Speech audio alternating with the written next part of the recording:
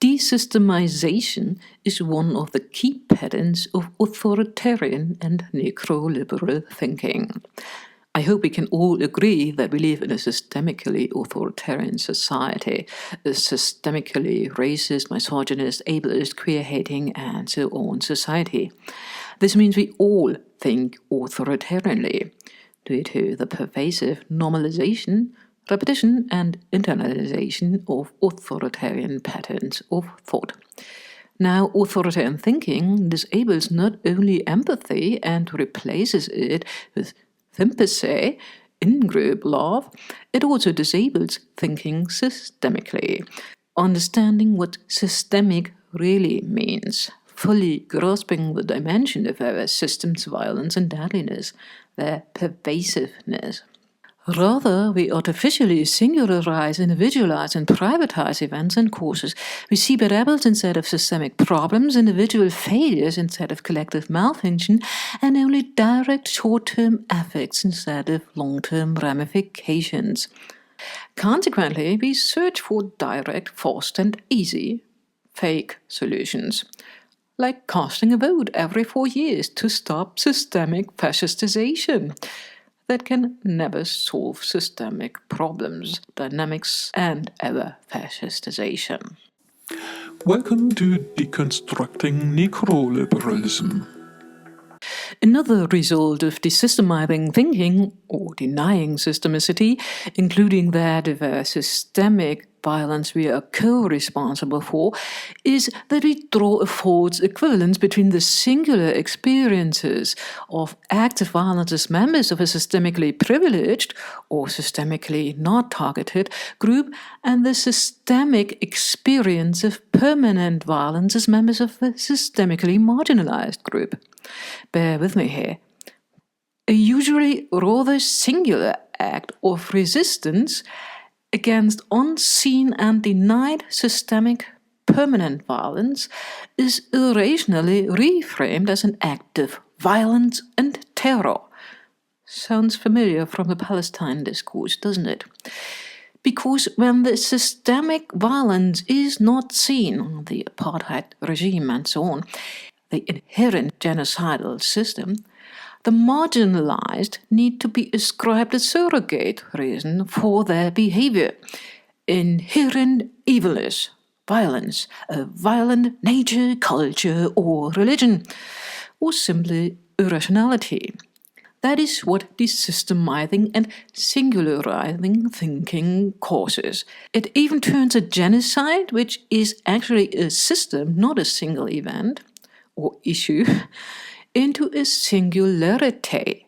An inherently genocidal, deadly, and destructive system, or death cult, like necroliberalism, is turned into single mistakes. Consequently, people might still vote for a genocider while claiming to be against genocide. But I'm not a purity tester.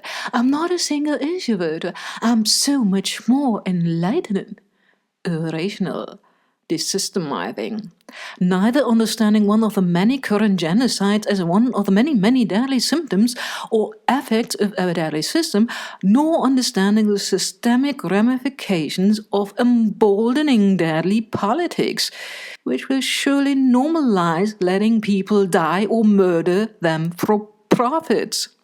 Another consequence of desystemizing and artificially singularizing thinking is the neoliberal totalizing win-lose binary, the belief that the direct winner takes it all and the direct loser loses everything. Not gaining a seat then means a total waste of your vote, falsely equating a seat for a genocidal Democrat with winning. In reality, however, if you think it through systemically, you'll find at least 3 things.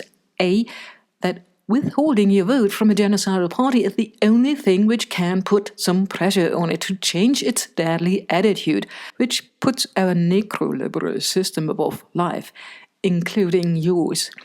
and B, that voting third party can be a starting point of a systemic process in which momentum can be built by getting ever more shares of the vote, a process in which reaching 5% of the vote would already mean state funds and hence more media access and visibility during the next 4 years to promote more and more often more left-wing frameworks, which only then, through enough repetition, thanks to repetition bias, will become able to be normalized and electable. And C, that this is the only electoral way to shift the Overton window and discourse to the left and our actual politics, and to stop fascistization, which is driven by a growth-greedy system which needs ever more exploitation and ever more accesses to resources and so-called ethnic cleansings, a system both parties promote, which makes both of them the drivers of this inherently escalating death cult, which according to Julian Assange lives on endless wars for profit maximization and destabilization of society and hence resistance. If you don't even push the discourse electorally to the left, you will have to start a revolution now to end our system's ever-escalating deadliness and Harris's wish to become more lethal. But in a systemically authoritarian society which thinks authoritarianly and hence cannot think systemically, and also thinks within the false win-lose everything binary, people will always unconsciously and irrationally prefer immediate wins to delayed larger rewards. They will always prefer a meaningless singular seat or so-called position of power right now, which doesn't have any power, only the system has power, which you can see if you as an MP or president want to introduce something which really runs against this system, over later systemic power. They will always prefer the easy way, and even a genocidal Democrat getting a seat right now over a socialist party changing the discourse and the course of the country and the whole world later. Another consequence of this systemizing thinking is falling for the law of triviality, omnipresent distractions. Everything we perceive through a frame or lens. A frame or zoom lens makes us hyperfocus on some details and block out from our perception and consideration all the rest. And system. Story time. In 1957, Parkinson told the fictional story of a group who was supposed to plan a power plant. They spent months discussing minor but easy-to-grasp issues, such as what materials and colors to use for the staff bicycle shed. Unsurprisingly, there wasn't enough time left to plan the complex power plant, leading to not thinking through thoroughly matters of nuclear safety. In our hedonic entertainment society, we are kept busy hyper-focusing on trivial details and tiny little differences in statements or between the necro-liberal Republicans and the necro-liberal Democrats, which then, under this hyper-focusing zoom lens, appear as gigantic differences, supposedly steps into the supposedly right direction. Meanwhile, the opposite is the case. The ever more speedy bus is being driven by Democrats and Republicans into the false direction, towards the abyss of ever more death and destruction. Total fascism. The necro-liberal system is being escalated by both major parties outside of our extremely narrowed down focus of perception. Hence, debating endlessly about tiny little meaningless differences serves to distract us from systemic processes and our systemic responsibilities, and we then only have resources left for getting easy-to-grasp singularized policies and tiny little differences between the two parties in such singularized points. As a result, we come to false and fake easy and direct solutions to systemic problems, which can never be solutions at all, like voting for the unrecognized systemic cause of our systemic problems to solve them.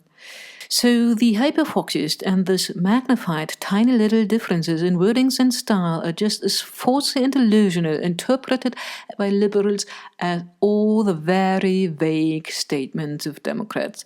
Liberals just love to see their party as the best so much that they simply fit everything they hear and say into this love framework, thanks to confirmation bias, thereby reframing and totally distorting what can actually be seen. And in the next and last part of the series, I'll explain how desystemizing and singularizing the politics of Democrats leads liberals not only to completely misunderstand what third parties are actually good and necessary for, but also to excuse literally everything their own party does, including genocide.